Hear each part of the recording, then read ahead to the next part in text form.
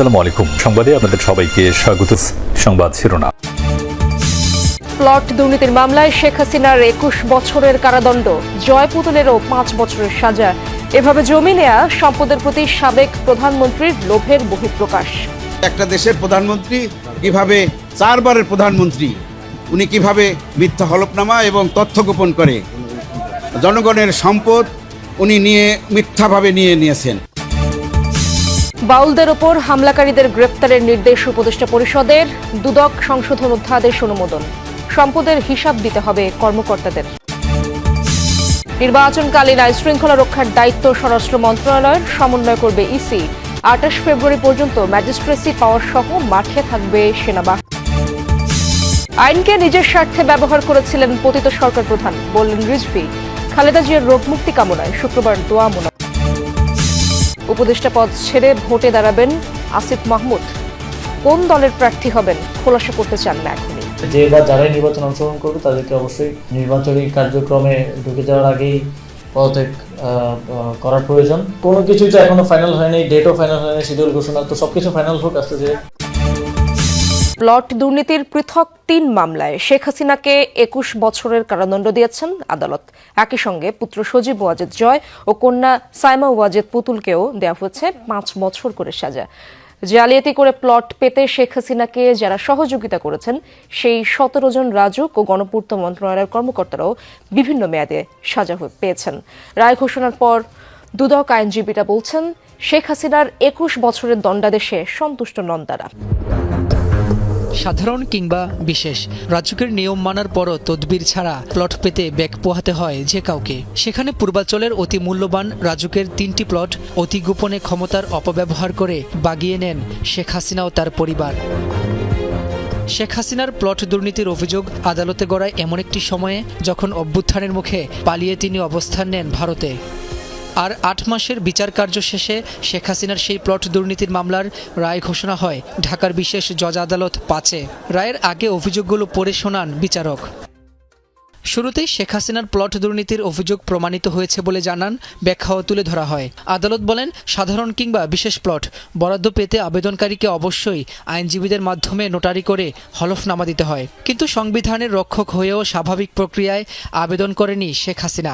রাজুকের বিধিনিষেধ অমান্য করেই জালিয়াতির মাধ্যমে হলফনামা দাখিল করেন নির্দিষ্ট সময়সীমার শেষ মুহূর্তে, তাও জাল হলফনামা। রাজুক ও গণপূর্তের কর্মকর্তারা সব জেনেও নিশ্চুপ ছিলেন বলে জানিয়েছেন আদালত।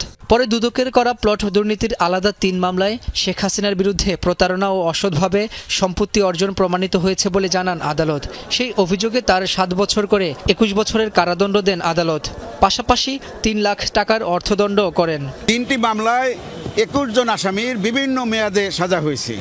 যারা এই 3টি মামলায় কমন আসামি আছেন তাদের সাজা ওইভাবেই ক্রমান্বয়ে, যার প্রথম মামলায় সাজা যদি ৩ বছর হয়ে থাকে পরবর্তী ২ মামলা ৩ বছর ধারাবাহিকভাবে খাটবে, একত্রে না।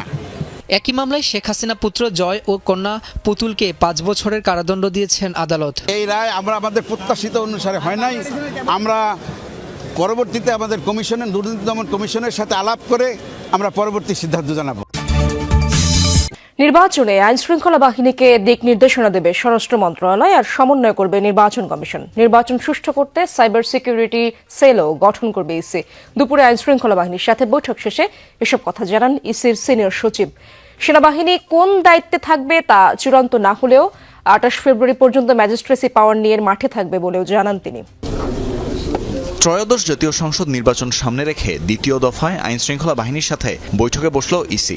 বৈঠকে যোগ দেন ৩ বাহিনী সহ আইন শৃঙ্খলা বাহিনীর প্রধান ও ঊর্ধ্বতন কর্মকর্তারা। আলোচনা হয় ভোটের আগে ও পরে আইন শৃঙ্খলা পরিস্থিতি নিয়ন্ত্রণে রাখার কৌশল নিয়ে।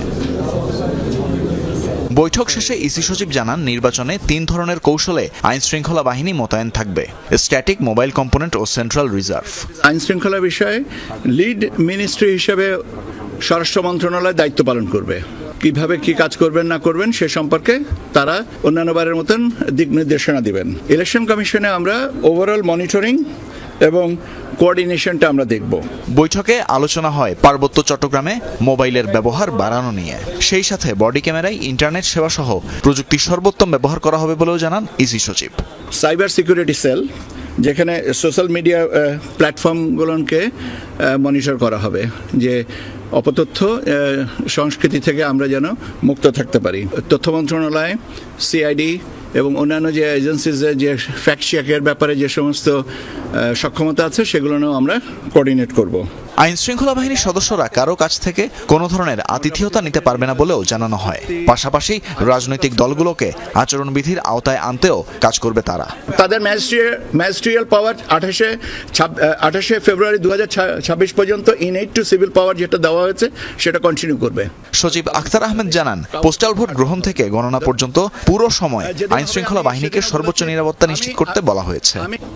বিকেলে আরেক দফা মিডিয়ার সামনে হাজির হয়ে তিনি জানান, শুক্রবার থেকে আবারও ওমান, বাহরাইন, কুয়েত, সৌদি আরব, সংযুক্ত আরব আমিরাত, মালয়েশিয়া ও কাতার এই 7টি দেশে প্রবাসী ভোটারদের নিবন্ধন কার্যক্রম শুরু হবে। আমরা অগ্রসর হব, প্রবলেমটাকে সলভ করব। শেখ হাসিনার রায়ে কোনো রাজনৈতিক হস্তক্ষেপ কিংবা আদালতকে প্রভাবিত করার ঘটনা নেই, এমনটাই জানিয়ে বিএনপির সিনিয়র যুগ্ম মহাসচিব রিজভী আহমেদ বলেন, অবৈধ রাষ্ট্র ক্ষমতা দিয়ে দেশের আইনকে নিজের স্বার্থে ব্যবহার করেছিলেন পতিত সরকার প্রধান। একই অনুষ্ঠানে বিএনপির স্থায়ী কমিটির সদস্য নজরুল ইসলাম খান বলেন, 24-এর গণঅভ্যুত্থানকে কুক্ষিগত করার চেষ্টা করছে একটি পক্ষ, অথচ সবচেয়ে বেশি গ্রেপ্তার ও শহীদ হয়েছে বিএনপি নেতাকর্মীরা। 90-এর স্বৈরাচার বিরোধী আন্দোলনের এই দিনে গুলিবিদ্ধ হয়ে নিহত হন বাংলাদেশ মেডিকেল অ্যাসোসিয়েশনের যুগ্ম সম্পাদক ডাক্তার শামসুল আলম খান মিলন। 35তম শাহাদাত বার্ষিকীতে ঢাকা মেডিকেল কলেজ প্রাঙ্গণে ডাক্তার মিলনের স্মৃতিস্তম্ভে শ্রদ্ধা জানান রাজনৈতিক দল ও সামাজিক সংগঠন। জাতীয় প্রেস ক্লাবে আলোচনার আয়োজন করে 90-এর ডাকসু ও সর্বদলীয় ছাত্র ঐক্য, যেখানে আলোচকরা তুলে ধরেন 90 ও 24-এর প্রাসঙ্গিকতা। সভায় বিএনপি স্থায়ী কমিটির সদস্য নজরুল ইসলাম খান বলেন, আগামী নির্বাচন 24-এর অভ্যুত্থানেরই অংশ। আমাদের সঙ্গে সরকারে ছিল, কিন্তু যখন সমালোচনা করে তখন আর কি ভাবটা এই যে তারা কোনোদিন কোনো সরকারে ছিল না, আর কি একেবারে নিরপরাধ আর কি। সব দায়িত্ব পেলে আমাদের সমস্ত অভিজ্ঞতা এবং সেই অভিজ্ঞতার মধ্যে আমরা যে ভুল করেছি সেই অভিজ্ঞতাও আছে, যাতে আমরা সংশোধন করতে পারি। বাংলাদেশকে গণতন্ত্রে ফিরিয়ে আনতে হলে নির্বাচনের বিকল্প নেই। এই নির্বাচন বানচাল করার জন্য স্বাধীনতা বিরোধীরা অনেক অপচেষ্টা চালিয়েছে, এখনো চালাচ্ছে। জাতীয় নির্বাচনের তারিখ ও তফসিল চূড়ান্ত হলে পদত্যাগ করে নির্বাচনে অংশগ্রহণের কথা জানিয়েছেন এলজিআরডি উপদেষ্টা আসিফ মাহমুদ সজীব ভুঁইয়া। এর প্রস্তুতি চলছে বলেও জানিয়েছেন তিনি। তবে কোন দল থেকে নির্বাচন করবেন এর জবাব এখনই দিতে চান না আসিফ মাহমুদ। বলেন, 2 ছাত্র উপদেষ্টা ছাড়াও সরকারে থাকা 2-1 নির্বাচনে অংশ নিতে পারেন। ঢাকা উত্তর সিটি কর্পোরেশনের প্রশাসকের দুর্নীতি অনুসন্ধান করে দুদক কিন্তু পেলে ব্যবস্থা নেবেন বলেও জানিয়েছেন। ফেব্রুয়ারির প্রথম ভাগে জাতীয় নির্বাচন, সেই অনুযায়ী নির্বাচন কমিশন তফসিল ঘোষণা করতে পারে ডিসেম্বরের দ্বিতীয় সপ্তাহে। এই অবস্থায় নির্বাচনে অংশ নিলে কবে পদত্যাগ করবেন এ নিয়ে প্রশ্ন ছিল এলজিআরডি উপদেষ্টা আসিফ মাহমুদের কাছে। জানান, নির্বাচনের প্রস্তুতি নিচ্ছেন, পদত্যাগের সিদ্ধান্ত নেবেন সরকারের উচ্চ পর্যায়ে আলোচনা করে। যে বা যারাই নির্বাচন অংশগ্রহণ করবে তাদেরকে অবশ্যই নির্বাচনী কার্যক্রমে ঢুকে যাওয়ার আগেই পদত্যাগ করার প্রয়োজন।